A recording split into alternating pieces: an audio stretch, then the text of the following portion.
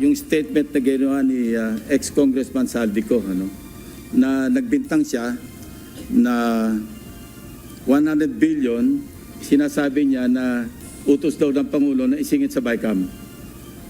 Your Honor and I both know that the 100 billion, and we went over, I know na, both of us went through the list independently or separately.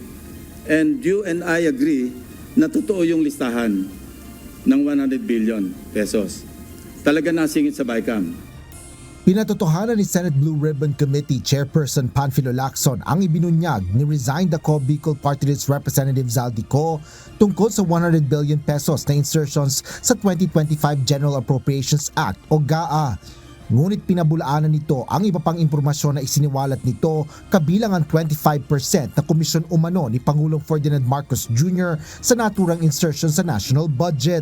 Ayon kay Lacson, nakatanggap siya ng tawag mula sa kampo ni dating Department of Public Works and Highways o DPWH Undersecretary Roberto Bernardo matapos mapanood ang video ni Zaldico sa social media.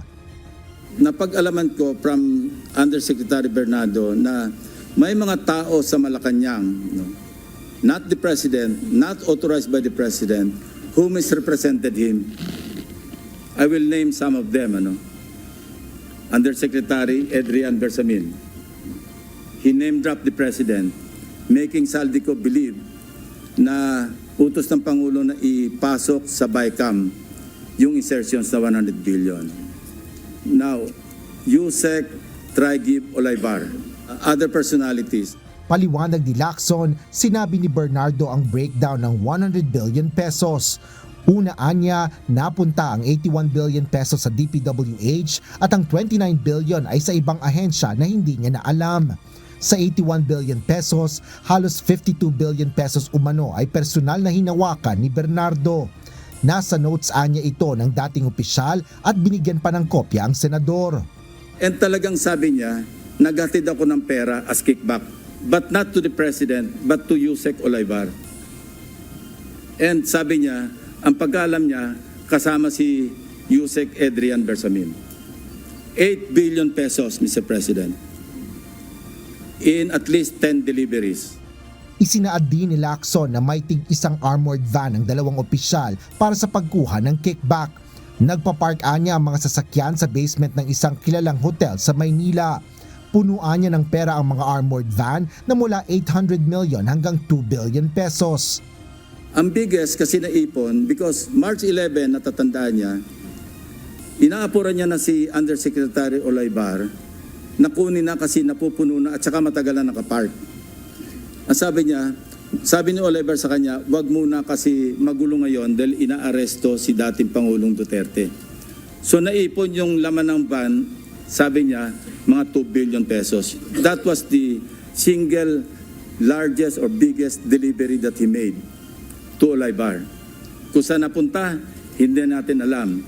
But personally, he knows or he knew that, kasi personally, nagpapalit sila, amounting to 8 billion pesos. 1 billion, he delivered to Secretary Bonoan. Pinangalanan din nito si dating Executive Secretary Lucas Bersamin. Sinabi niya na si Traigib Olaybar prevented him from disclosing details on the 52 billion to Secretary Bonoan. Ayaw pasabi raw, Mr. President. Tapos, sinabihan siya ni Yusek Traigib Olaybar na si Secretary Bonoan asked Executive Secretary Bersamin several times, sino ba magpapacilitate itong 52 billion? Of course, isasama sa BICAM, paano ito re-release? Sino magpapacilitate? Ang sagot ni ES Bersamin sa kanya, we will take care of it. Sila na raw ang bahala kung paano ayusin yung 52 billion. Nilinaw naman ni Senator Ping Lacson na hindi niya dinedepensahan si Pangulong Bongbong Marcos. Ngunit ang mga proyektong umaabot ng 100 billion pesos sa 2025 budget ay na-veto o ni-reject ng Pangulo upang hindi maisama sa national budget. Wala pong kinalaman ang Pangulo at wala siyang natanggap na 25 billion at wala ring delivery si Saldico. Imposible, sabi nga ni Bernardo, Imposible siya mag-deliver ng 25%. Kasi ako yung nag-handle, ako nag-deliver ng 8 billion. Saan kukuha ng 25 billion si Saldico? Kahapon, nagbitiw na sa pwesto sina E.S. Bersamin kasama ang pamangkin nito na si Yusek Adrian Bersamin, habang kanina ay nagbitiw na rin si Olayvar. Asher Kadapan Jr., UNTV News and Rescue. Diyos ang aming sandigan, serbisyo publiko ang aming pinahahalagahan.